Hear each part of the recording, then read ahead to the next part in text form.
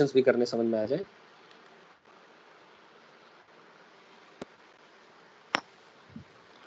So here are some of the questions related to the domain and range of the ITF, inverse trigonometric functions, and these are some of the basic questions, ठीक है ना।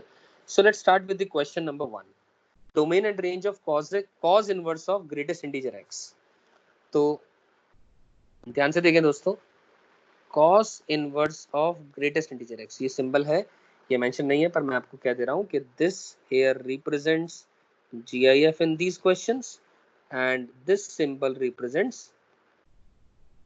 fractional part, ठीक है। तो मैं क्या कह रहा हूँ, cos इनवर्स के अंदर में ग्रेटेस्ट इंटीजर x गया। अब हम एक चीज जानते हैं, क्या जानते हैं कि cos इनवर्स के अंदर में जो इनपुट होता है, cos इनवर्स के अंदर में जो इनपुट होता है वो -1 से लेकर के 1 के बीच में होता है। और यहाँ से हम ये कह सकते हैं, इसका मतलब जो ग्रेटेस्ट इंटीजर x है वो वैल्यू -1 से लेकर के 1 के बीच में रहेगी, मैं ऐसा बोल सकता हूँ।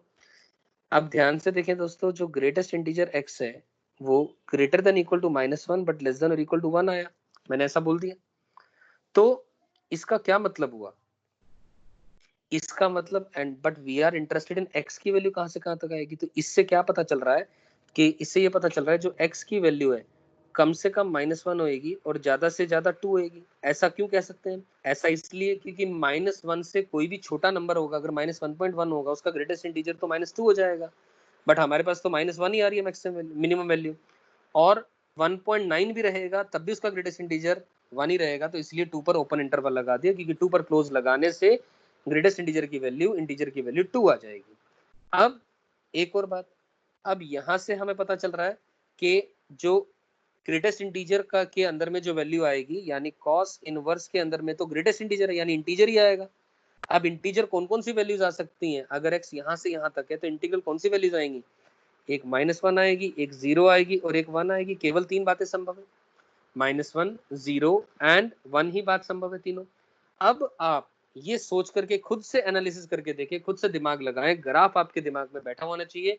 ग्राफ मैं आपको दिखा दे रहा हूं, लेकिन मैं चाहता हूं कि आपके दिमाग में सभी के ग्राफ बैठा रहे कि कॉज इनवर्स का ग्राफ कैसा था। तो ये रहा आपके सामने ग्राफ कॉज इनवर्स का, ये ग्राफ है। -1 कहां पर वैल्यू, -1 पर क्या वैल्यू आ रही है, 0 पर क्या वैल्यू आ रही है, 1 पर क्या वैल्यू आ रही है, देखने से ये याद आ जाना चाहिए। You getting my point, this one I am talking about this graph. देखो -1 पर ये वैल्यू रही, 0 पर ये वैल्यू रही और 1 पर ये वैल्यू रही।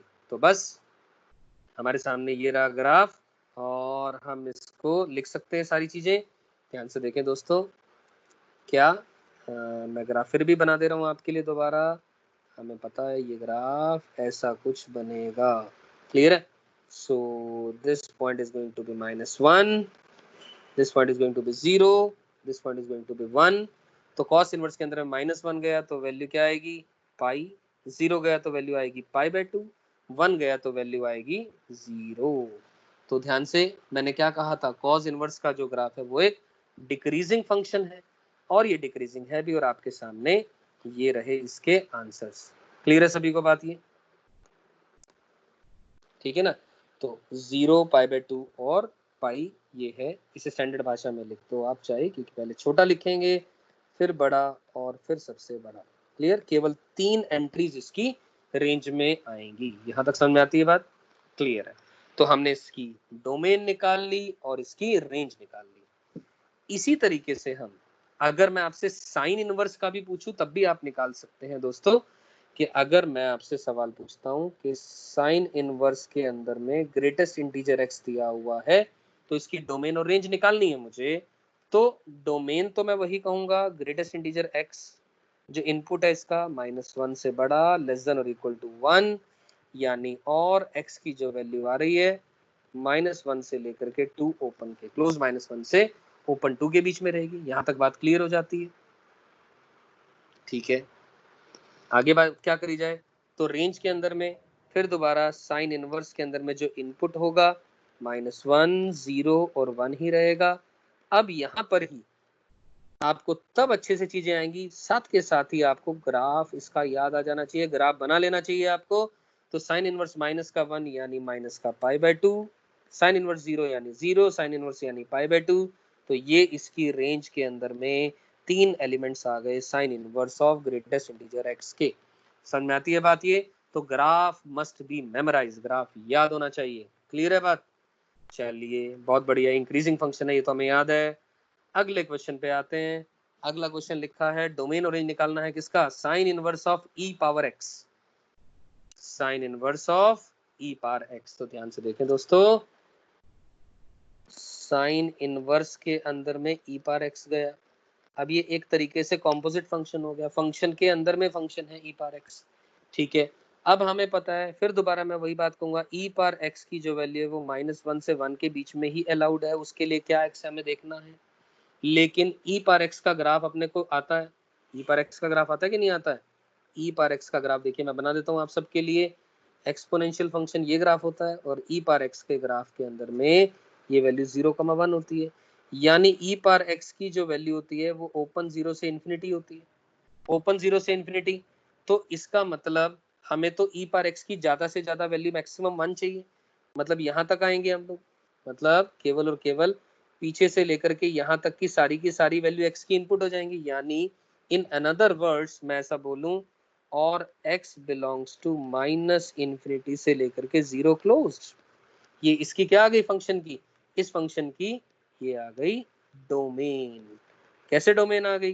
क्योंकि x कुछ भी नेगेटिव पुट करूं, ई पावर x की वैल्यू कम से कम 0 होगी, और 0 तो इसकी डोमेन में आ रहा है। नेगेटिव -1 से 0 तो ई पावर x का आउटपुट ही नहीं होता, तो इसके अंदर में इनपुट भी नहीं आएगा। तो एज अ रिजल्ट दोस्तों ये तो डोमेन आ गई। अब साइन इनवर्स के अंदर में जो इनपुट गया ई पावर एक्स है, तो ई पावर एक्स का जो आउटपुट गया इन दिस डोमेन वो क्या आ गया? ओपन 0 से क्लोज्ड 1। कम से कम वैल्यू ई पावर एक्स की 0 आ रही है, ज्यादा से ज्यादा 1 आ रही है। तो साइन इनवर्स ऑफ 0 0 पर ओपन इंटरवल आ गया, तो ओपन 0 वैल्यू, 1 कहां पर वैल्यू होती है?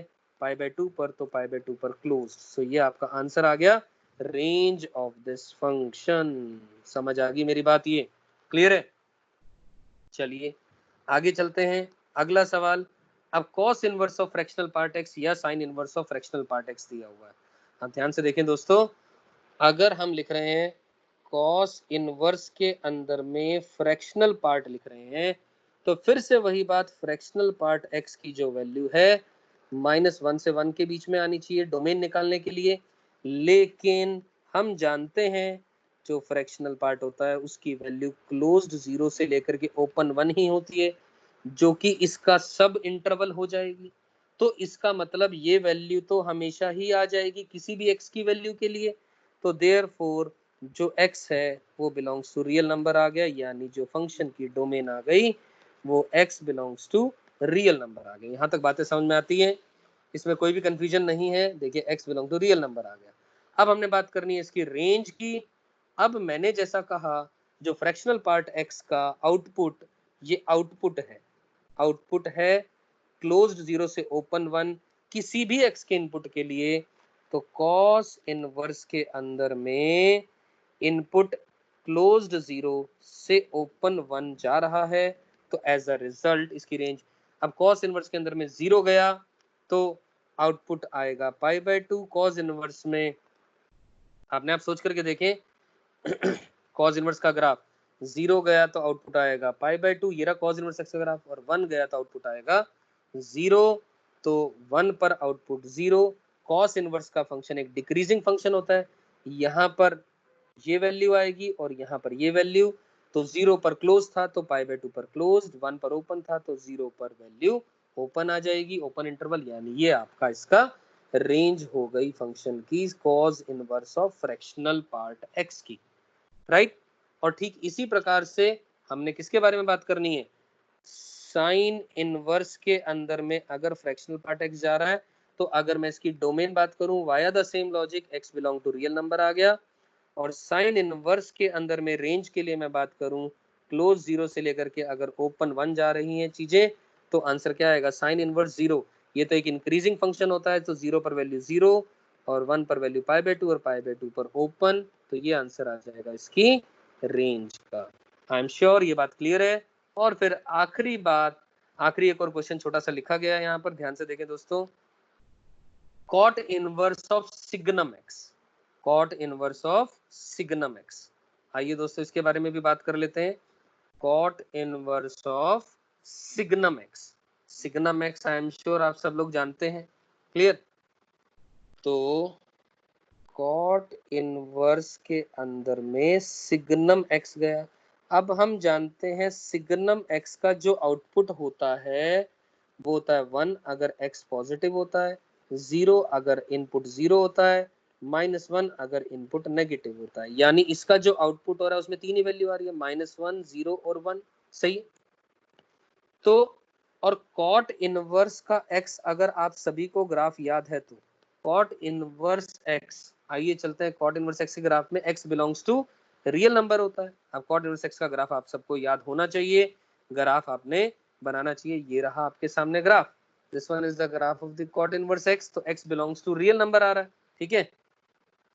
तो ध्यान से देखें दोस्तों, एक्स बिलोंग्स टू इसमें क्या आएगा, रियल नंबर। तो ये रहा ग्राफ अगर हम बनाना चाहें दोबारा, दिस वन, राइट। सो ये रहा, दिस वन इज π/2, 0, π/2, करेक्ट। तो कॉट इनवर्स के अंदर में तो x बिलोंग्स टू कोई भी रियल नंबर होता है, पीछे से लेकर के आगे तक सारी की सारी वैल्यू इनपुट अलाउड है इसके अंदर में। तो अब कॉट इनवर्स के अंदर में कौन गया, सिग्नम एक्स, जिसका की आउटपुट केवल 3 वैल्यूज आ रही है। तो इसका मतलब इस फंक्शन की जो डोमेन हो गई वो क्या आ गई, ऑल रियल नंबर आ गई। अगर मैं अब रेंज की बात करूं, अब हमें पता है कॉट इनवर्स के अंदर में सिग्नम एक्स जा रहा है, सिग्नम एक्स के 3 ही आउटपुट आ रहे हैं, कौन कौन, एक -1, एक 0 और एक 1 आ रही है वैल्यू। तो इसका मतलब रेंज में केवल और केवल मात्र 3 ही वैल्यूज आएंगी। अब कौन कौन सी वैल्यूज आएंगी, कॉट इनवर्स के अंदर में -1 कहीं ना कहीं यहाँ आएगा, 0 ये रहा और 1 कहीं ना कहीं यहाँ आएगा। तो -1 के कोरोस्पोंडिंग वैल्यू क्या आएगी, अब देखो जरा सेकंड क्वाड्रेंट में π/2 से लेकर के पाई के बीच में आंसर आ रहा है, तो ऑब्वियसली वैल्यू क्या आएगी, ये डिक्रीजिंग फंक्शन है, ध्यान से देख ही रहे हैं आप लोग। तो पाई माइनस का π/4 यानी 3π/4 एक वैल्यू, 0 π/2 पर आएगी और 1 π/4 पर आएगी। तो ये इस क्वेश्चन का रेंज का आंसर हो गया, 3π/4, π/2 एंड π/4, ये 3 वैल्यूज इसकी रेंज में आएंगी। तो इसे स्टैंडर्ड भाषा में आप इस तरीके से लिख सकते हैं, no doubt about that. I am sure ये सारे के सारे क्वेश्चन, बेसिक क्वेश्चन डोमेन और रेंज से रिलेटेड आप सभी को समझ में आ गए होंगे।